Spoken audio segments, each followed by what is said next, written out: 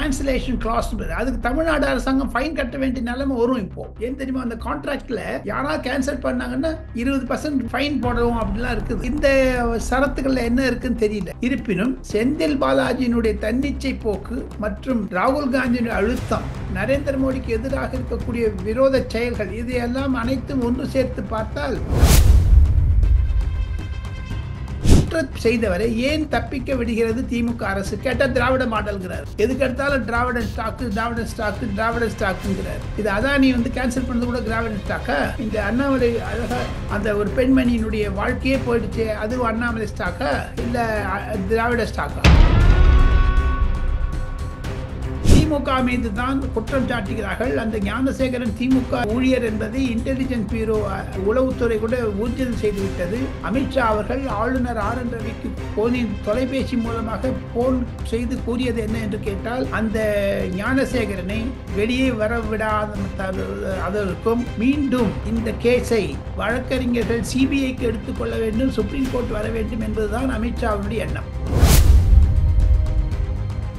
ஆளுநரிடம் விஜய் அவர்களும் அண்ணாமலை அவர்களும் பெட்டிஷன் கொடுத்திருக்காங்க. கண்டிப்பாக இது தொடர்ச்சியாகத்தான் இருக்கும். இந்த சம்பவத்தில் இருந்து திமுக விடுபட்டாலும் ஏதாவது ஒரு சம்பவம் தமிழ்நாட்டில் எந்த கல்லூரி நடந்தாலும் சரி, அது பூதாகாரமாக வெடிக்கும். அது திராவிட மாடலுக்கு எதிராகத்தான் இருக்கும். ஜெயராம் ரமேஷ், முகுல் வாஸ்னிக் போன்றவர்கள் எல்லாம் ஏன் ராகுல் காந்தி திடீரென்று இப்படி அயல்நாடு செல்ல வேண்டும் என்று அவர்களுக்கே புதிதாக இருக்கிறது. அவர் என்ன மௌனமாக இருக்கிறாரா, அல்லது விபாஸ்னா என்று ஒரு ரஜினிகாந்த் செய்வார், அங்கே போய் தியானம் செய்ய போயிருக்காரா, அந்த மாதிரி செய்கிறாரா, எதுக்காக போயிருக்காரு யாருக்குமே தெரியல. இது ரகசியமாக வைக்கப்பட்டிருப்பதனால் தான் அவருக்கு குடும்பம் இருக்கிறது என்ற சந்தேகம் வளர்ந்து விட்டது டெல்லியில்.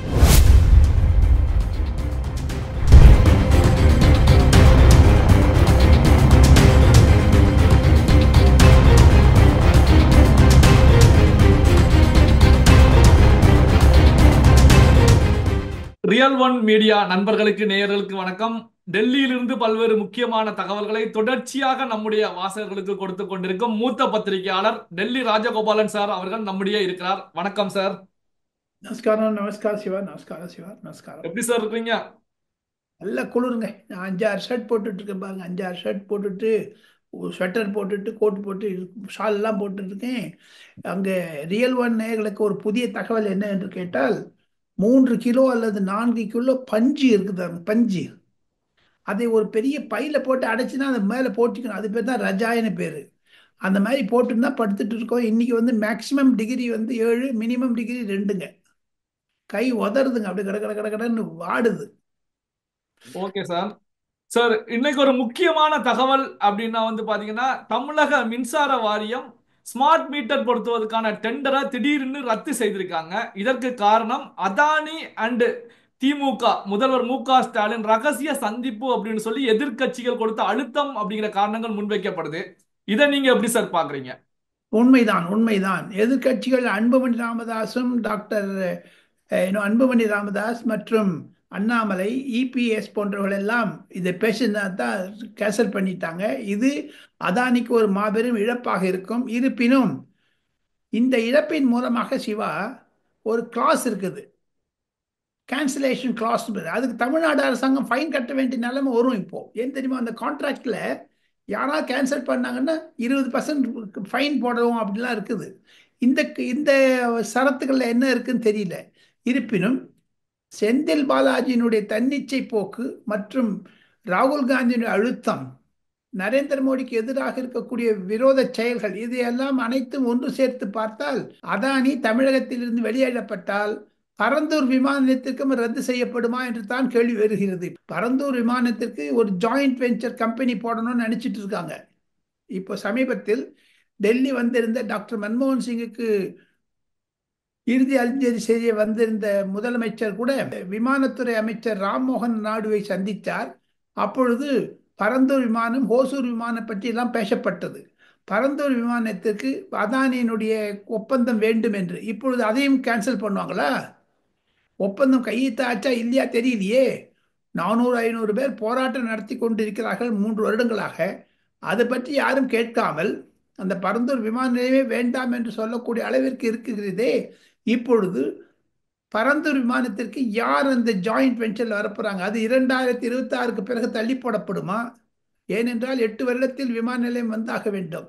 இதிலே 2 வருஷம் போயிடுச்சுன்னா 2026 பொது தேர்தலுக்கு பிறகு சப்போஸ் வேறு கட்சி ஆட்சிக்கு வந்தால் இதை ரத்து செய்வார்களா? இதெல்லாம் ஒரு குழப்பம் இருக்கிறது. அதையெல்லாம் முதலமைச்சர் தீர்வு செல்ல வேண்டும், வெள்ளை அறிக்கை வேண்டும் என்பதுதான் பரந்தூர் விமான நிலையத்தில் போராடக்கூடிய போராளிகளுடைய கோரிக்கை. சார், இப்போ தேசிய மகளிர் ஆணையத்துடைய உறுப்பினர் மம்தா குமாரி வந்து தமிழக அரசு மீது ஒரு குற்றச்சாட்டை முன் வச்சிருக்காங்க. பல்வேறு குற்ற வழக்குகள்ல தொடர்பு இருக்கக்கூடிய ஞானசேகரன் எப்படி இயல்பாக வெளியில நடமாட முடிந்தது அப்படிங்கிற குற்றச்சாட்டை முன் வச்சிருக்காங்க. அதாவது அண்ணா பல்கலைக்கழக மாணவி பாலியல் பலாத்கார வன்கொடுமை விவகாரம் தொடர்பாக கேள்வி வச்சிருக்காங்க. இதை எப்படி சார் பாக்குறீங்க? அந்த மம்தா குமாரியினுடைய ஒரு அறிக்கை நானும் கண்டேன். அந்த அம்மாவிடம் நான் பேசினேன். அந்த அம்மா ரொம்ப கோபமா இருக்காங்க. மகளிர் வாரியத்தினுடைய ஒரு அறிக்கை தமிழகத்தின் மீது, மற்றும் இது சுப்ரீம் கோர்ட்டில் கூட கொடுப்பாங்க. ஒருவேளை சிபிஐ என்கொயரி ஆர்டர் பண்ணாங்கன்னா சுப்ரீம் கோர்ட் இந்த அறிக்கை தான் முதலாக வந்து நிற்கும். இருப்பினும் மம்தாவினுடைய அறிக்கையில் குறிப்பிட்டிருப்பது, அந்த ஞானசேகரனுடைய துணைவியார் அங்கு பணிபுரிகிறார்களா, பார்ட் டைம் எம்ப்ளாயா, அவரை பார்க்க போனேன்னு போய் சொல்லியிருக்காரு. அதையும் தவிர ரிப்பீட்டர் அஃபெண்டர், மீண்டும் மீண்டும் குற்றம் செய்து வரக்கூடிய அவரை எப்படி தனியார் போலீசார் விட்டார்கள் என்றும் கேள்வி கேட்கிறார்கள். காரணம், அங்கு சென்னை போலீஸ் இல்லை என்று ஒரு சால்ஜாப் சொல்லுகிறார்கள். எது இருப்பினும் நேஷனல் இன்ஃபர்மேட்டிக் சென்டர் சொல்லிவிட்டது. அந்த எஃப்ஐஆர் காப்பி வெளில போனதுக்கு காரணம் மத்திய பாஜக அரசினுடைய புது சட்டங்கள் பழைய சட்டங்கள் இரண்டும் ஒன்று அமைத்து காண்பிக்க வேண்டிய நிலைமையில் இருப்பதனால் அதுதான் லீக் ஆகி இருக்க வேண்டும் என்று சொல்லுகிறார்கள். இதெல்லாம் சால்ஜாப்பு தான் சிவா. ஆனால் குற்றம் செய்தவரை ஏன் தப்பிக்க விடுகிறது திமுக அரசு? கேட்டால் திராவிட மாடல்கிறார் அவர். எதுக்கெடுத்தாலும் திராவிடன் ஸ்டாக்கு, திராவிடன் ஸ்டாக்கு, திராவிடன் ஸ்டாக்குங்கிறார். இது அதானி வந்து கேன்சல் பண்ணது கூட திராவிடன் ஸ்டாக்கா? இந்த அண்ணாமலை அழகா அந்த ஒரு பெண்மணியினுடைய வாழ்க்கையே போயிடுச்சு, அது அண்ணாமலை ஸ்டாக்கா இல்லை திராவிட ஸ்டாக்கா? இதையெல்லாம் முதலமைச்சர் விளக்கப்பட வேண்டும். மம்தா குமாரியினுடைய ரிப்போர்ட் சுப்ரீம் கோர்ட் மட்டும் போங்க சார், இப்போ திமுக கட்சியில வந்து ஞானசேகரன் இருக்கிறார் அப்படிங்கிற கருத்துக்கள் எதிர்க்கட்சிகள் முன்வைக்கும் போது திமுக அமைச்சர்கள் திமுகவுல எந்த பொறுப்புலையுமே எந்த பதவிகளிலுமே கிடையாது அப்படிங்கிற கருத்துக்களை முன் வச்சுக்கிட்டு இருந்தாங்க. இப்படியான நிலையில தான் அதிமுகவுடைய தகவல் தொழில்நுட்ப பிரிவை பொறுத்த வரைக்கும் வீடியோ ஆதாரத்தை வெளியிட்டு இருக்காங்க. அதாவது திமுகவுடைய பவள விழா கொண்டாட்டத்துல ஞானசேகரன் கலந்துகிட்ட வீடியோவை வெளியிட்டு இருக்காங்க. இதை எப்படி சார் எடுத்துக்கிறது? திமுகவில் இருப்பவர்களே அந்த வீடியோவை ரிலீஸ் செய்தார்கள் அதிமுக மூலமாக. ஆக மொத்தம் திமுகவில் பிளவு இருப்பதைத்தான் நான் பார்க்கிறேன். முதலமைச்சருக்கு எதிராக சில மூத்த தலைவர்களை செயல்படுகிறார்களோ என்ற அச்சம் கூட சில டெல்லி பத்திரிகையாளர் கணக்கில் சில எம்பிக்கள் கூறுவதை டெல்லி பத்திரிகையாளர்கள் பிரதிபலிக்கிறார்கள், எதிரொலிக்கிறார்கள். சார், இப்போ இந்த விவகாரம் குறித்து ஆளுநர் RN ரவி அவர்கள் டெல்லிக்கு மத்திய உள்துறை அமைச்சகத்துக்கு ரிப்போர்ட் கண்டிப்பாக தொடர்ச்சியாக அனுப்பியிருப்பாங்க. இப்போ டெல்லியில மத்திய உள்துறை அமைச்சகம் அமித்ஷா அவர்கள் இதை எப்படி சார் பாக்குறாங்க? திமுக மீது தான் குற்றம் சாட்டுகிறார்கள். அந்த ஞானசேகரன் திமுக ஊழியர் என்பதை இன்டெலிஜென்ஸ் பியூரோ கூட, உளவுத்துறை கூட ஊர்ஜிதம் செய்துவிட்டது. அமித்ஷா அவர்கள் ஆளுநர் RN ரவிக்கு போனின் தொலைபேசி மூலமாக போன் செய்து கூறியது என்ன என்று கேட்டால், அந்த ஞானசேகரனை வெளியே வர விடாத அதற்கும் மீண்டும் இந்த கேஸை வழக்கறிஞர்கள் சிபிஐக்கு எடுத்துக்கொள்ள வேண்டும், சுப்ரீம் கோர்ட் வர வேண்டும் என்பதுதான் அமித்ஷாவுடைய எண்ணம். கள்ளக்குறிச்சி வந்ததுங்க. கள்ளக்குறிச்சி வந்த அப்புறம் இப்போ பாருங்க, இந்த அண்ணா யூனிவர்சிட்டி வந்ததுன்னா திமுக அரசாங்கம் சிபிஐ தடுத்தாலும் சுப்ரீம் கோர்ட் சிபிஐ கொடுக்குதுங்க. அப்போ என்ன பண்ணுறாங்க? தமிழ்நாடு அரசாங்கத்தின் மீது அவநம்பிக்கை தானே காரணம் சிவா. சரி, இப்போ கடந்த காலத்துல இப்ப கல்கத்தாவுல மருத்துவர் ஒருவர் வந்து பெண்மணி சீரழிக்கப்பட்ட கொலை செய்யப்பட்ட விவகாரத்துல மிகப்பெரிய ஒரு புரட்சியாக வெடித்தது. இப்போ இந்த விவகாரம் வந்து மாணவர்கள் மத்தியில பெரிய அதிர்ச்சியை அதிர்வலையை உருவாக்கி இருக்கிறது. அதே நேரத்துல தாவேகா போன்ற கட்சிகளை பொறுத்த வரைக்கும் மாணவர்களுக்கு வந்து நோட்டீஸ் விநியோகிக்கக்கூடிய வேலைகள்ல ஈடுபடுறாங்க. இது பெரிய அளவில் ஒரு புரட்சியாக வெடிப்பதற்கு திமுக அரசுக்கு நெருக்கடியை ஏற்படுவதற்கான ஒரு சூழல் உருவாகுமா சார்? கண்டிப்பாக உருவாகி கொண்டு வருகிறது. தமிழக ஊடகங்கள் இதை இருட்டடி செய்தாலும் யூடியூப் போன்றவர்கள், நெல்லை சிவர்கள் எல்லாம் கொண்டு வருகிறார்கள். இதன் மூலமாக பொதுமக்களிடையே ஒரு வீழ்ச்சியை பார்க்கிறோம். பொதுமக்களிடையே ஒரு ஆத்திரத்தை, ஒரு அலங்கோலத்தையும் காழ்ப்புணர்ச்சியும் பார்க்க முடிகிறது. திராவிட முன்னேற்ற கழக அரசாங்கம் உண்மையை சொல்ல மறுக்கிறது ஏன் என்று பொதுமக்கள் பேச ஆரம்பித்து விட்டார்கள். இது குறித்து கமிஷனர் ஆஃப் போலீஸ் சென்னை அவர் அவர் மீது ஆக்ஷன், பல நீதி அரசர்களுடைய கருத்து. சரி, இப்ப இந்த வழக்கை திசை திருப்புவதற்கு திமுக அரசு முயல்கிறது. அதனால அனைத்து கட்சிகளும் இந்த இந்த விவகாரத்துல திமுக அரசுக்கு எதிராக போராட வேண்டும் அப்படிங்கிற கருத்துக்களை அண்ணாமலை முன் வச்சிருக்காங்க. இந்த மாணவி பாலியல் பலாத்கார வன்கொடுமை விவகாரம் 2026 சட்டமன்ற தேர்தலில் பெரிய அளவுல எதிரொலிப்பை உருவாக்குமா சார்? அதற்காகத்தான் நேற்று ஆளுநரிடம் விஜய் அவர்களும் அண்ணாமலை அவர்களும் பெட்டிஷன் கொடுத்திருக்காங்க. கண்டிப்பாக இது தொடர்ச்சியாகத்தான் இருக்கும். இந்த சம்பவத்தில் இருந்து திமுக விடுபட்டாலும் ஏதாவது ஒரு சம்பவம் தமிழ்நாட்டில் எந்த கல்லூரி நடந்தாலும் சரி, அது பூதாகாரமாக வெடிக்கும். அது திராவிட மாடலுக்கு எதிராகத்தான் இருக்கும் என்பதுதான் டெல்லியில் உலாவக்கூடிய கருத்து. சிவா, சரி, இப்ப திமுக கூட்டணியில இருக்கக்கூடிய கட்சிகளை பொறுத்த வரைக்கும் இந்த விவகாரத்துல பெரிய அளவுல எந்த கருத்துக்களையுமே தெரிவிக்கலையே சார், களத்துல இறங்கலையே, என்ன காரணம் சார்? சந்தா கூட்டணி மாசம் மாசம் சந்தா பெறுவதனால் அது பற்றி அவர்கள் பேச மறுக்கிறார்கள். காரணம், அடுத்த மாதம் சந்தா நின்று விட்டால் அவர்களுடைய வியாபாரம் குறைவீழாகிவிடும் என்று தான் பயப்படுகிறார்கள். சார், இப்போ முன்னாள் பிரதமர் மன்மோகன் சிங் அவர்களுடைய மறைவுக்கு மத்திய அரசாங்கம் 7 நாட்கள் துக்கத்தை அறிவிச்சிருந்தாங்க. இந்த நேரத்துல தனிப்பட்ட முறையில அப்படிங்கிற நிலையில ராகுல் காந்தி அவர்கள் வியட்நாம் நாட்டுக்கு பயணம் மேற்கொண்டிருக்காங்க. இதை எப்படி சார் பாக்குறீங்க? அந்த துக்க நாள் எதிர்கட்சி தலைவராக இருந்தாலும் எல்ஓபி என்பது மத்திய மந்திரிக்கு ஈக்குவல், யூனியன் கேபினட் மினிஸ்டருக்கு ஈக்குவல். அரசாங்கத்திடம் சொல்லாமல் போவது மற்றும் மன்மோகன் சிங்கினுடைய இரங்கல் காலம் முடியவில்லை. மத்திய அரசாங்கத்திடமிருந்து சில புகார்களை சொல்ல ராகுல் காந்தி ஏன் திடுதிப்பென்று இரவோடு இரவாக தலைமறைவாக போனார் என்று தெரியவில்லை.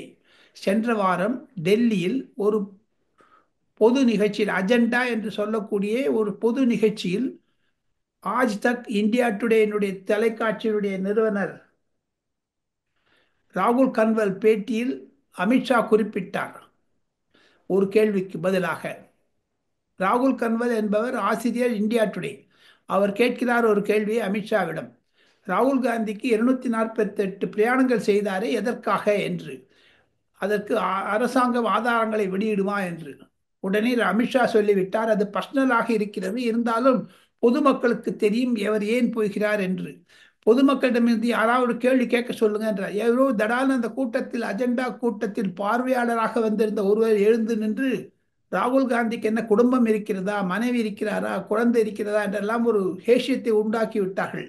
ஆக மொத்தம் டெல்லியில் பரவலாக இதுதான் பேசப்படுகிறது. எப்படி அலகாபாத் ஹைகோர்ட்டிலும் டெல்லி ஹைகோர்ட்டிலும் அவருடைய இரட்டை குடிமை உரிமை சட்ட இது பாஸ்போர்ட் விஷயத்தில் கேஸ் நடந்து கொண்டு வரும் பின்னணியில் திடீரென்று அவர் வியட்நாம் சென்றது ஆச்சரியத்துக்குரியது.